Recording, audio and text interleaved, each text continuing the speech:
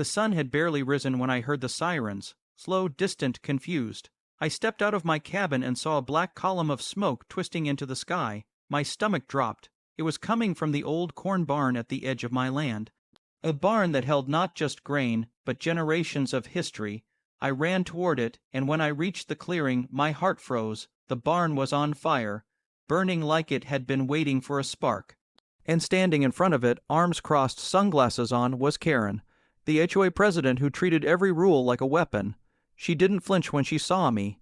Instead, she smirked like she had been waiting for this moment. "We told you," she said calmly, "non-compliant structures are not tolerated in our community. This eyesore had to go." I stared at her, speechless. "This isn't your community." I said, "This is my land." Karen tapped her clipboard like she was stamping an eviction notice. "Not anymore," we voted. "We extended the HOA boundaries. Your barn was officially within our jurisdiction, so we helped you clean it up. You should be thanking us." Behind her, embers floated into the sky like tiny burning stars.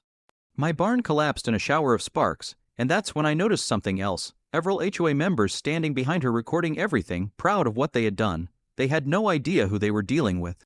I reached into my jacket and pulled out the black leather ID case I rarely used outside of work. I opened it slowly. Karen's smirk vanished mid-blink. The HOA board members went silent. The sheriff, who had just arrived, inhaled sharply. Because stamped across that badge was my real identity. Something I never advertised, something I kept far from quiet country life. United States federal judge, not honorary, not local, not symbolic.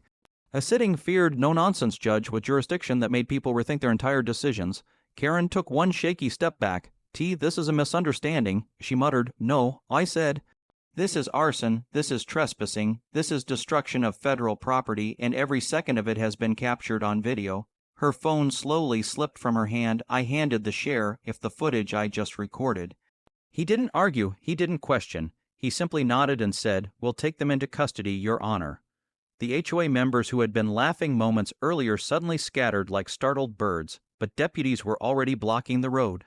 Karen's voice cracked as she tried to regain control, but authority wasn't hers anymore. As the flames died, the reality settled over everyone like cold smoke. They didn't just burn a barn. They ignited a federal case. Against a judge who never lost one. I took one last look at the ashes of my barn and turned away. Justice would handle the rest. And for the first time ever, the HOA learned exactly what fear feels like, when the law they tried to bend comes crashing back harder than they ever imagined.